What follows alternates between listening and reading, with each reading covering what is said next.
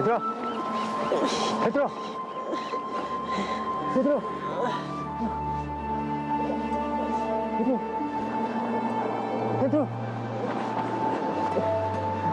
Tulong! Help!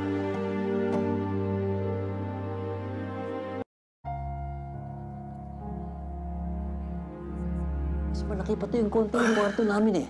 Mas magiging komportable ka doon. Huwag mong biglayin, ha? Nakakahiya naman sa inyo. Ano bang nakakahiya? Tigilan mo na yan.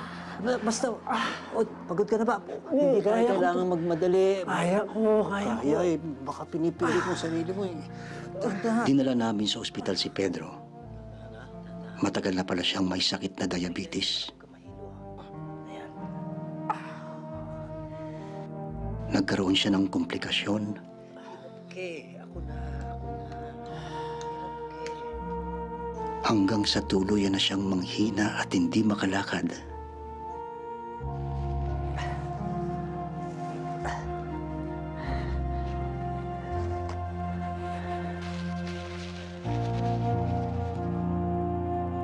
Pero kahit gano'n ang nangyari sa kanya, ayoko siyang isuko.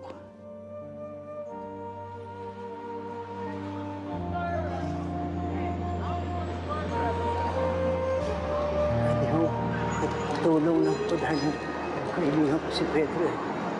Lumaon. Kailangan lang po ng tulong. Salamat. Si Pedro po eh. Malubo ako kalagayan. Baka pwedeng konting. Salamat po.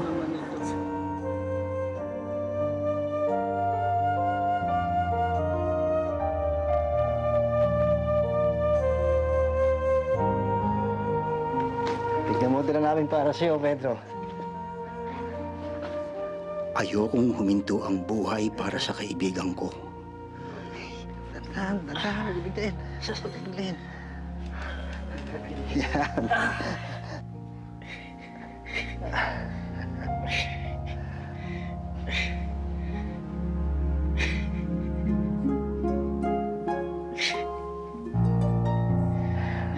Gusto kong ituloy niya ng masaya ang natitira pang panahon. Ay, hiya ako sa iyo. Alam ko na ayaw mo mag-aalaga. Ay, tigilan mo nga yan, ha? Para ka naman hindi kaibigan, eh. Tagal na natin dito sa Amerika. Pero wala pa rin tatalo sa Pilipinas. Siyempre naman. Doon tayo pinanganak, eh. Doon tayo nagkaisip.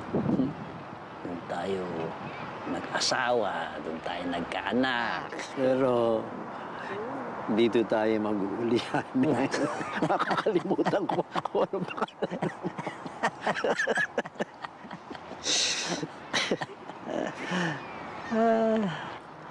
Bong,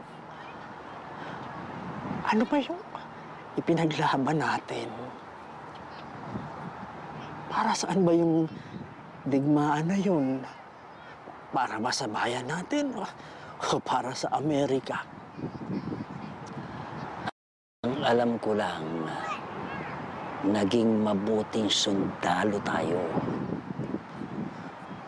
O sila ba naging mabuti sa atin? Tinupad ba nila yung pangako nila sa atin? Kaya nga tayo nakikipaglaban hanggang ngayon eh. Hanggang kailan? Hanggang kaya natin. Hindi ko na kaya.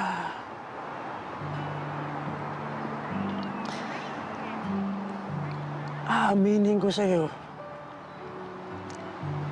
Yung bisyo ko sa kasino, nagawa ko lang yun dahil gusto kong mawala yung aking lungkot, yung aking pangungulila sa aking pamilya.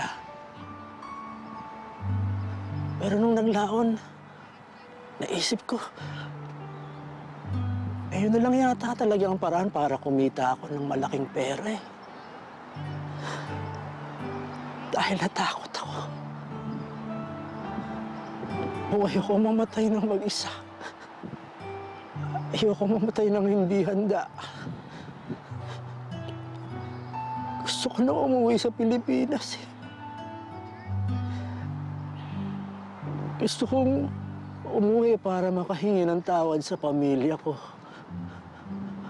Makahingi ng tawad bago yung mahuli yung lahat. Kaya lang, galit sila sa akin eh. Wala na akong pwedeng sisihin kundi sarili ko.